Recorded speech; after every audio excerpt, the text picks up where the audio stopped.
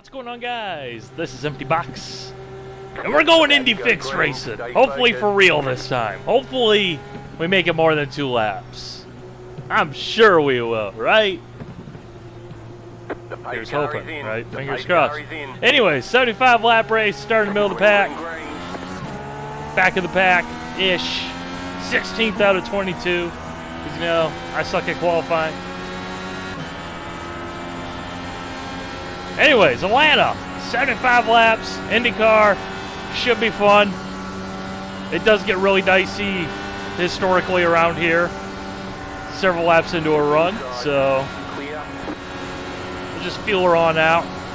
I haven't done any more racing since the race, if you want to call it that, previously posted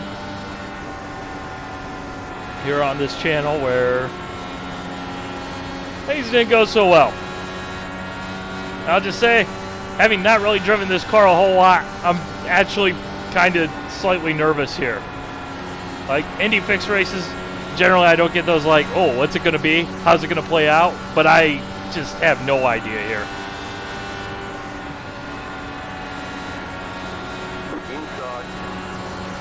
Because everything does feel way differently. In particular, it feels like with these tires now, with the way this car works, you drop into the corner more. And, like, in qualifying, for example, the car basically steers itself around the corner, so you don't even have to really do anything.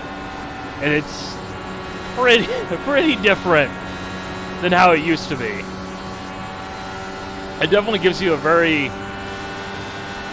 different sensation to what I'm used to from this car in iRacing in terms of the force feedback.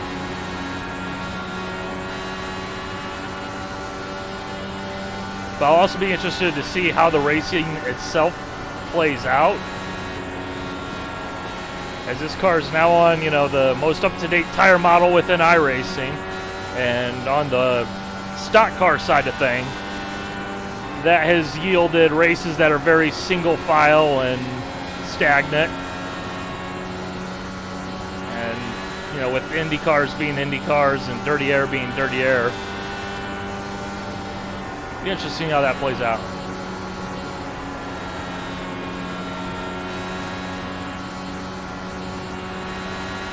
So we're basically in full-on cruise mode at this point.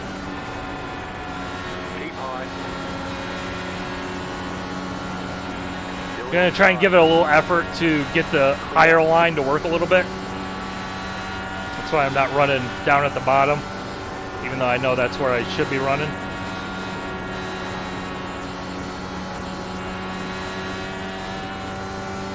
And plus, if the tires do go the way I expect the tires probably will go, as we got all sorts of carnage down there,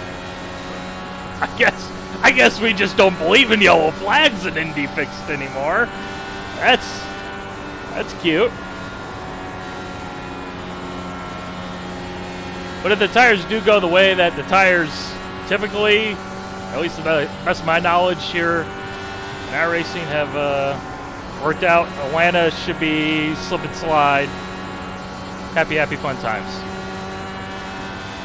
And one thing that is new since I've done the Indy fixed race, you got weight jacker options, as well as all the in-car adjustments, which is nice to see.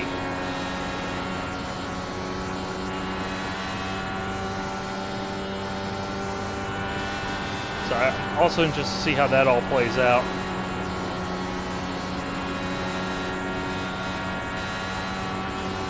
Let's go up on the weight jacker a little bit, which basically what that's going to do is going to free the car up, essentially raising the right rear ride height, essentially. So you're changing the dynamics of the cross weight in the car, so it's going to alter the way it handles.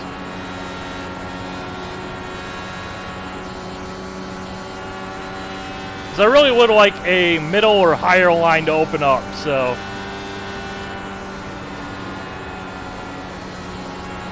like, I honestly have no idea if that's even been a thing with these cars since the update that happened, what, a month ago? But it definitely doesn't seem to be working all that well. I mean, we are running 16th place here.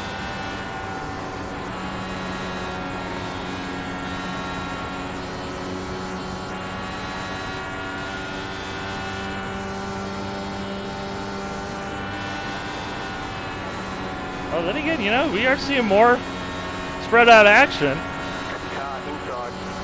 Certainly perhaps more than I would have expected.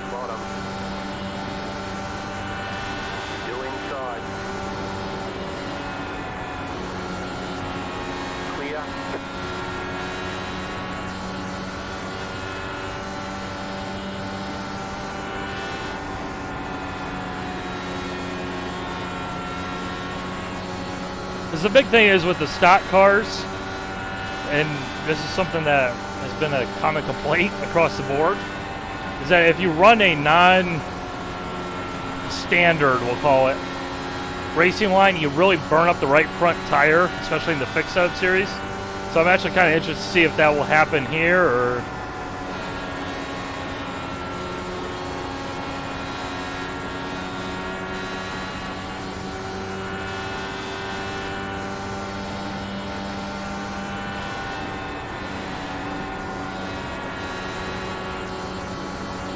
Got one more down on the apron there. And... oh, God. No. No. Worst nightmare.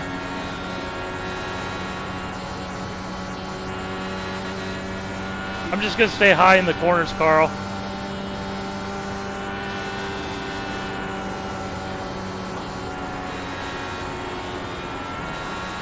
Freaking blinking. We'll just tell him that. That way he kind of knows where we're at if we do blink out like that again. Car inside. Still there, inside. Still there, inside. Clear. Oh, he must have had a swervy there.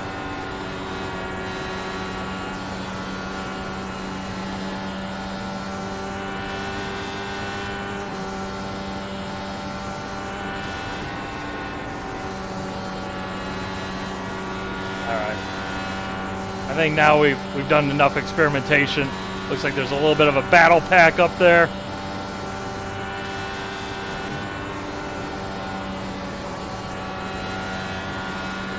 No!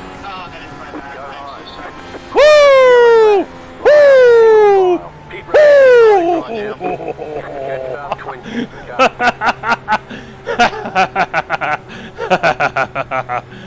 Oh, buddy. Oh, buddy. That was pretty dicey. Pit road's open. I don't know how that's going to look like in the replay there, but I feel like we were basically as crossed up as you can get an Indy car at 210 miles an hour, exiting the corner and keep it in one piece. Whew. It's like, he's going to go back down to the left just because of the angles there, with him ending up sideways and the way that is going to work. But it's like, if I go left, I can get left further and get safe. And it's like, oh no. Gotta go right and then avoid the wall. So that was fun. Suffice to say, the undies have been slightly soiled. Anyways, where are my dudes? Where are my dudes? There are the dudes. Apparently I don't have my dudes enabled. But yep. Yep. Boom boom. Glug glug glug glug glug. All clear. There you go. When you forget to turn on the pit crew, you gotta make the pit crew sound effects. Oh man, that wreck. Alrighty, we're going back to green flag racing. We got 54 to go. We're almost done with this race. Anyways, we're at the 15th. A couple cars peeled off. Made a pit stop there at the final lap to get a little extra fuel.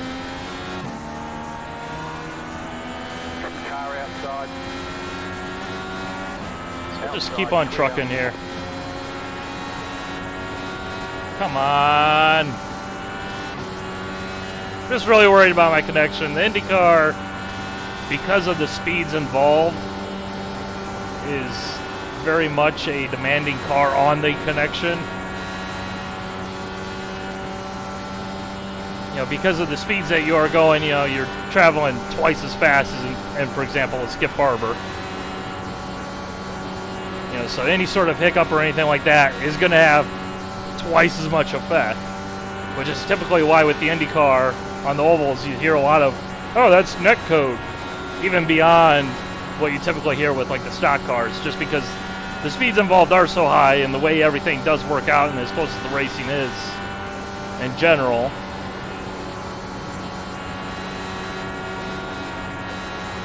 It's actually kind of amazing that half of this works as well as it does in the grand scheme of things.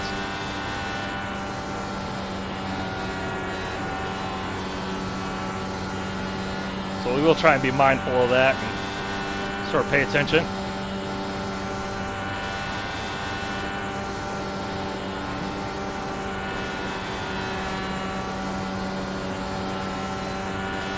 Go up a few quicks.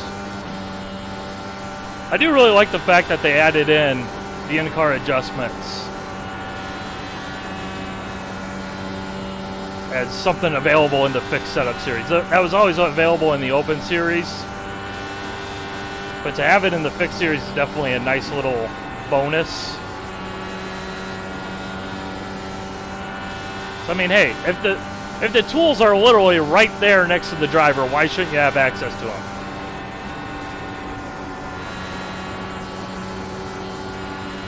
Especially when it is such an important part of the racing. I mean, geez, you watch an IndyCar race on an oval, you'll hear inevitably like 80,000 times, What are you doing? Like, what are you doing?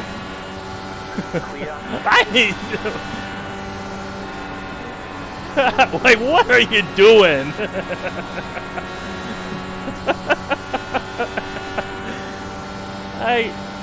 You're lap down. You're gonna drive into that gap that clearly is gonna narrow up on you. Like, I don't know. Whatever. We're all good. It's just one of those things where it's like, never underestimate your opponents to do something that you think is like, I would not do that, so therefore you wouldn't do that. Like, no.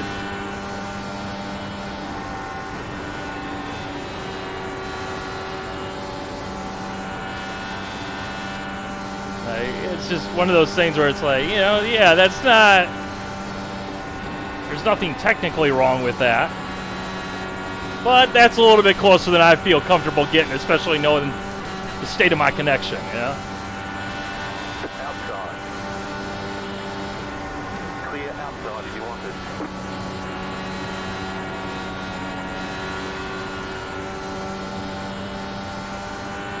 Anyways, where were we? We were banging it off the limiter. That's where we were.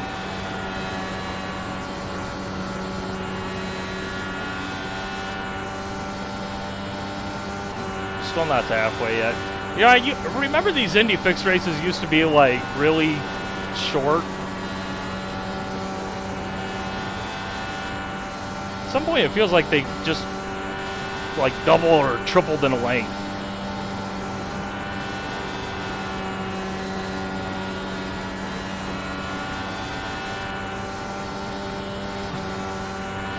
I'll say this is a nice little combination.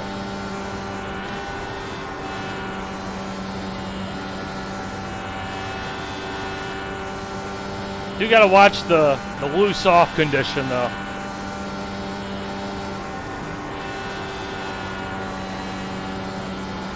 Which I think is really mostly due to the geometry in the corner, especially in turn 2, because there's a bit of a hump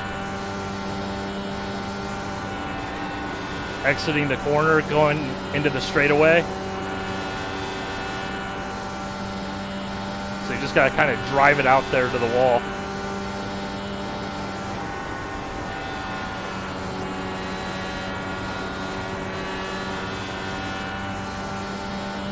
Say, it does seem like there's actually more variation in the racing line than what I'd expect.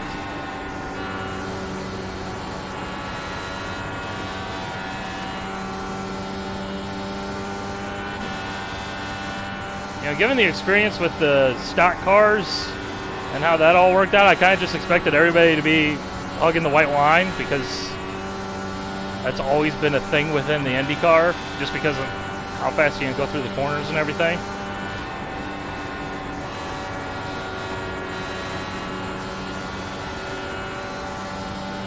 Like, we got people legitimately spreading out, running multiple lines here. Part of that will be the aero push, but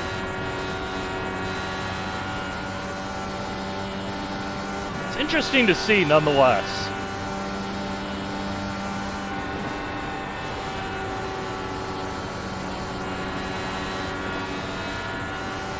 So like you do it with the stock cars, if you go outside the correct line with the way things are currently, it really feels like you're probably in for a world of hurt. This guy's holding his own up there. There's been a couple corners where it feels like we've just gained heaps of time on him, but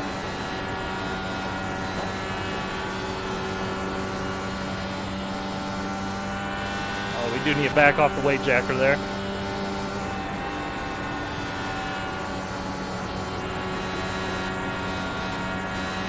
Making that high line work. That's good to see. It's really good to see.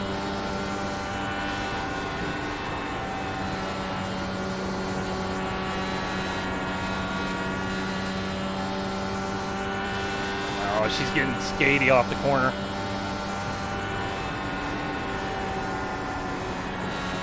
You're gonna do exactly what you want to do in an Indy car. Run right behind the car in front of you. That is the best place to position your car.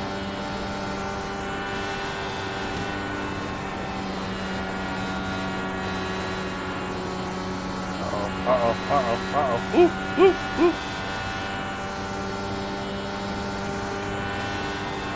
Pinched it too hard down in the middle of the corner, and I knew, oh no, we're gonna have to choke up on exit here.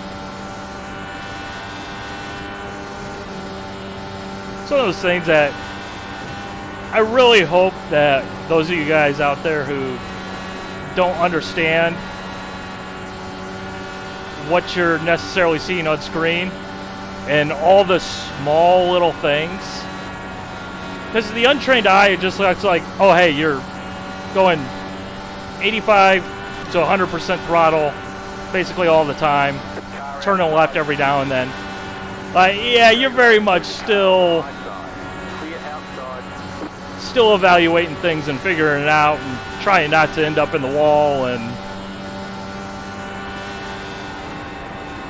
if it was easy, everybody would be pro, right?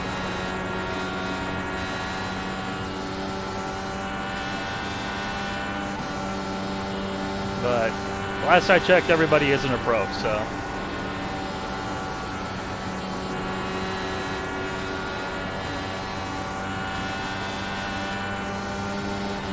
Down on the weight jacker there.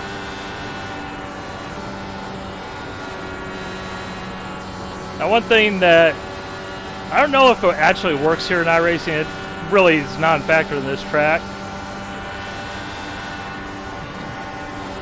But the weight jacker, what it basically does is changes the ride height. And so what you've seen, especially in qualifying for the Indy 500, and I think this is worth mentioning because of the whole Fernando Alonso and McLaren and being hilarious and all that.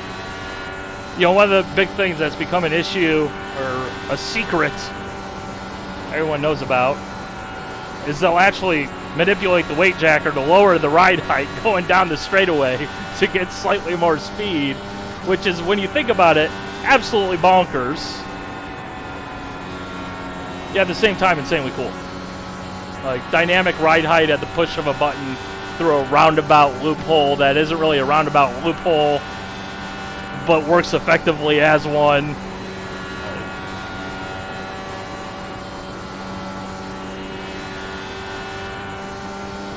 Oh man, she getting skatey.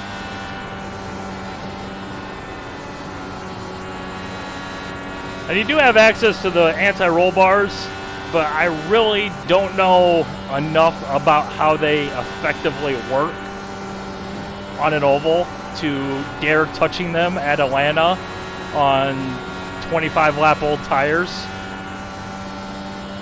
Like on a road course, yeah, like I kind of sort of generally understand what I'm supposed to be doing. And I assume it's largely somewhat the same on an oval, but this track can be brutal, man.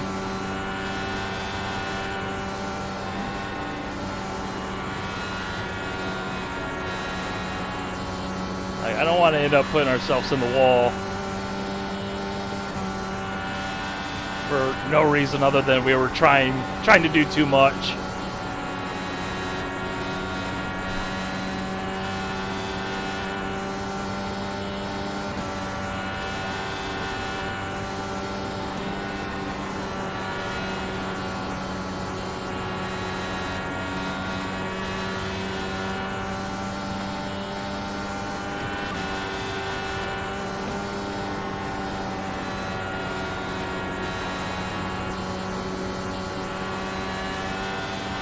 Let's try and close up here. Run some good laps.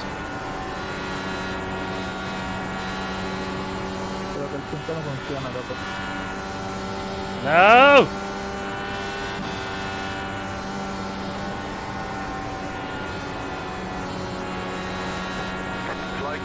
Oh!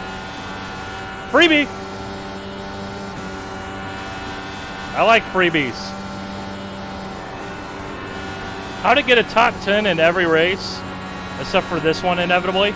Just keep the car on the road and in one piece. Like, you'll do good. The lead is pitting now. Well, that's interesting. That's unexpected. Estimated laps, 26.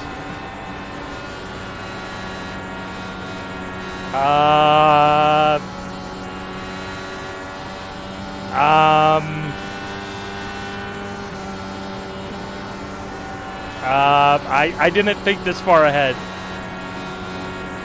The fact that this race could potentially go green flag to the end and could turn into a fuel mileage race did not factor into my thought process at all.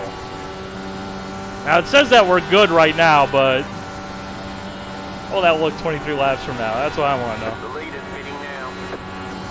And then, of course, we're going to have cars on fresh tires. They're going to be flying through here. Ooh, it's going to get spicy.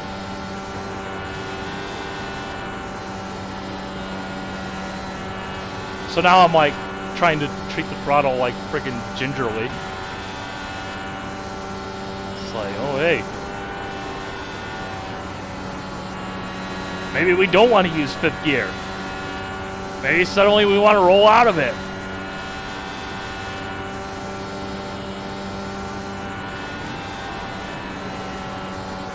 I'll save some fuel. Are we going to have to clutch and coast? The $1 million question. Find out next time on the next episode of Indy Fixed.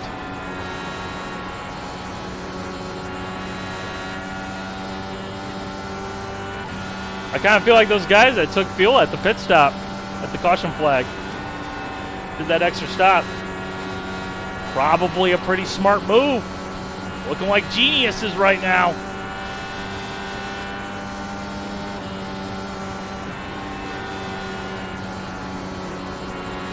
Because the thing is, down there in the corner it'll say fuel 20.4, laps remaining. That's an estimate, and it's highly useless as an estimate.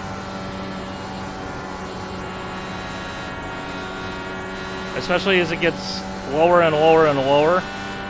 It will tick down quicker, so it doesn't really work for being an estimate. This guy's not going to be thrilled with me because I'm guessing he's on fresh tires.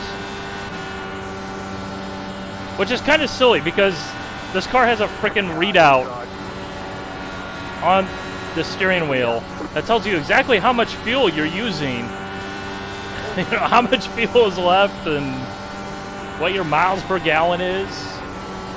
Yeah, a race car that tells you your MPGs, that's a thing. So moments like this.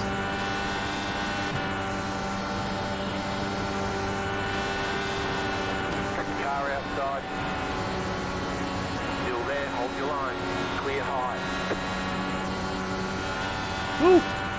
Just about rotated her there.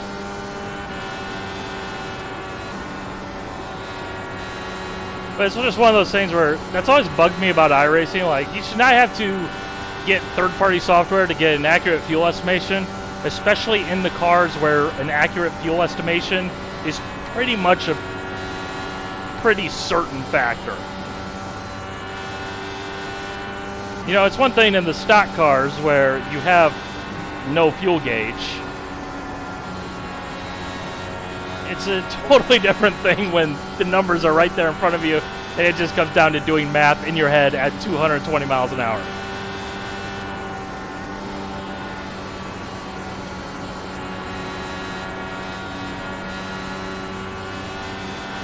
Oh yeah, she's definitely getting dicey.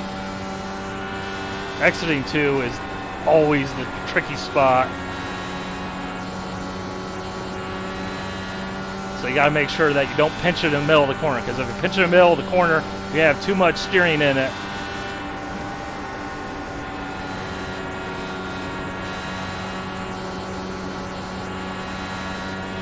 And you also don't want to come across the dirty air of the car in front of you like that.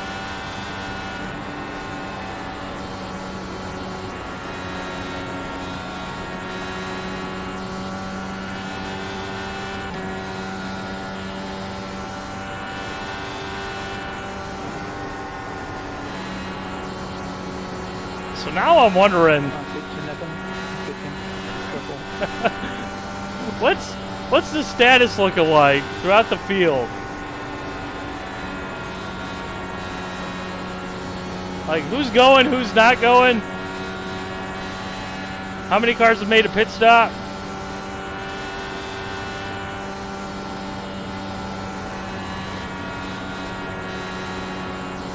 That's the one unfortunate thing when you're doing a race by yourself. You know, you don't have a crew chief or anything like that. Trying to figure out what's actually happening in the race, because in a moment like this, it'd be very handy to know if the guys who made a pit stop took on tires are just that much faster, although the display on the steering wheel doesn't seem to really indicate it.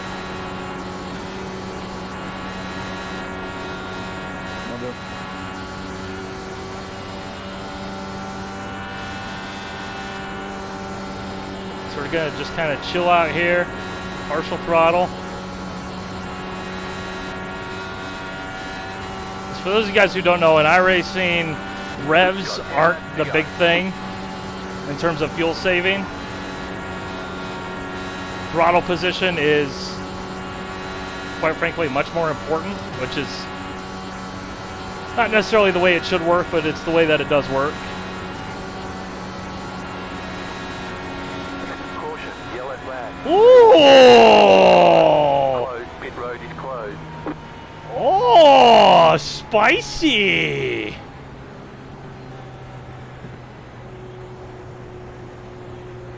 Pass the pace car. That's 2 car.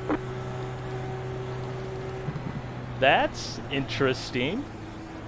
It's like the top 12, top 9 are the only cars left on the lead lap there.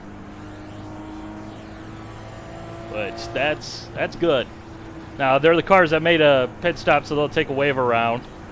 So they'll end up getting back onto the lead lap, but Pit road is now open. unless some crazy person decides not to make a pit stop, but I don't see that happening. So we'll just add just a smidge more fuel, like a gallon, and then we'll also take tires, obviously, because you're gonna want tires. A restart on 40 lap old tires, yeah, not gonna go well for you.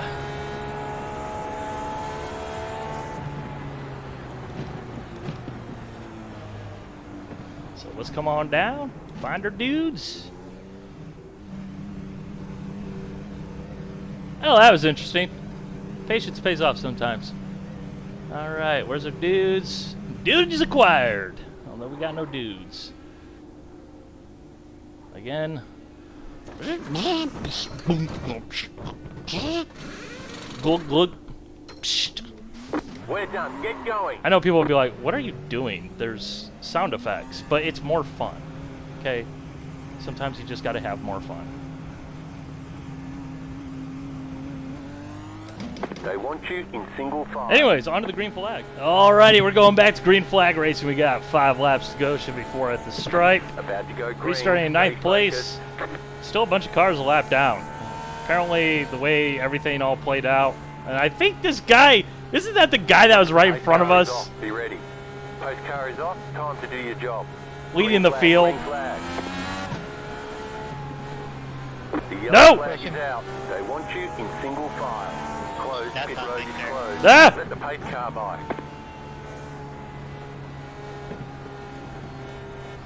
So,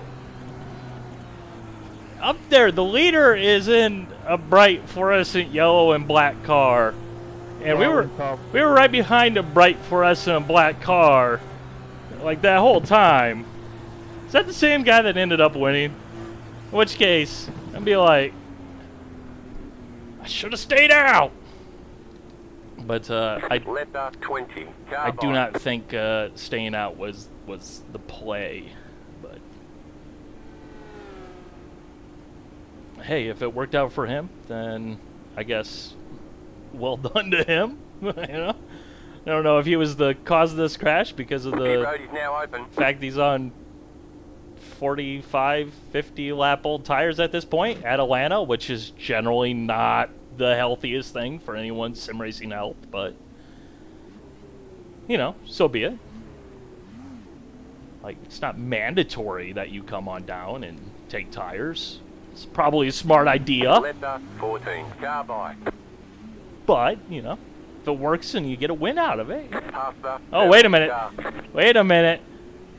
There's a black and yellow car right behind me with the same paint scheme.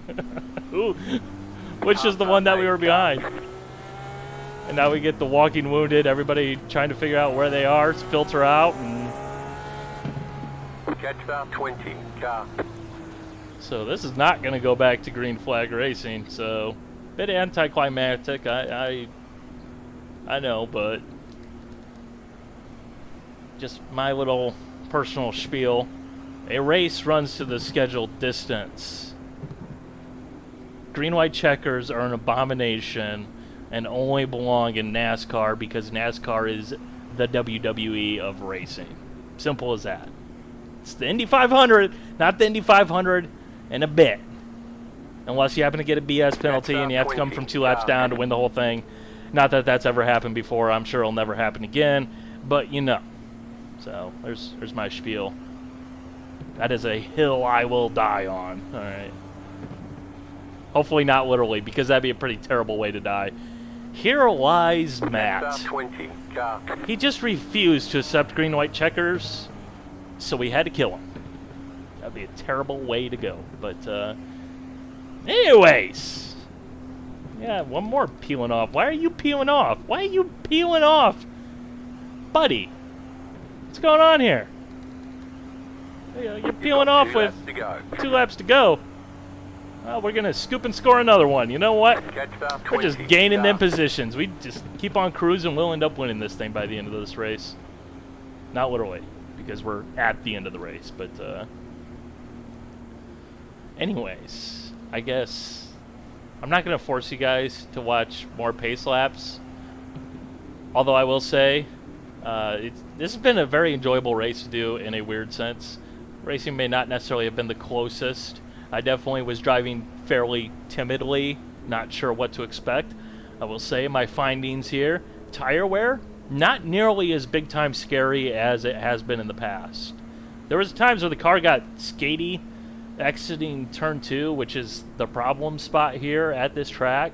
Turn 4 is still a bit of an issue, but it's not nearly as bad. Because you're driving into banking essentially rather than driving up and off a hump, basically like a little tiny mini ramp. But the thing is, I would definitely have to get used to running the car that way and put more time and effort into it to get acclimated to this, because it used to be that there was a few slides in there that previous to the massive update that this car received, that apparently frickin' Tony Kanaan himself had a hand in at iRacing to get this car into a state that's better, because Lord knows it wasn't particularly great beforehand. That might be a salty topic. But it is definitely a different beast in the sense that now when it goes, it doesn't seem to go nearly the same. You know, you saw turn 2 far fewer swervies this race than you might typically see in a race at Atlanta. And maybe a part of that is because of having the ability to alter the weight jacker and the anti-roll bars to help get the car to handle better in all situations. But either way, I think there's definitely a change. Like I said, it really does feel like you're driving more off into the corners and there's more verticality to it. And I guess in a simple way, if you're more familiar with other racing sims, it really does kind of remind me in terms of R Factor 2, the way the ovals drive there, where you have so much of that aspect.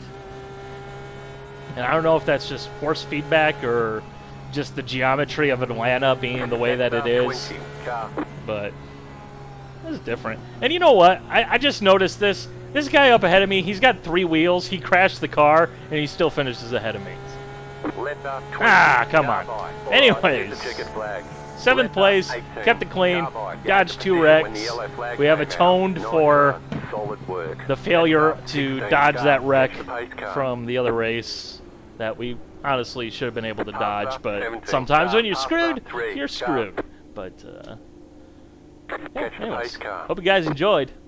If you enjoyed this video, make sure you smash that thumbs up like button and hit the subscribe button just like you're an Indy Fix driver and there's an 82 car pile up in front of you. Power on with authority. Anyways, I'm just going to have to do that at the end of every video now.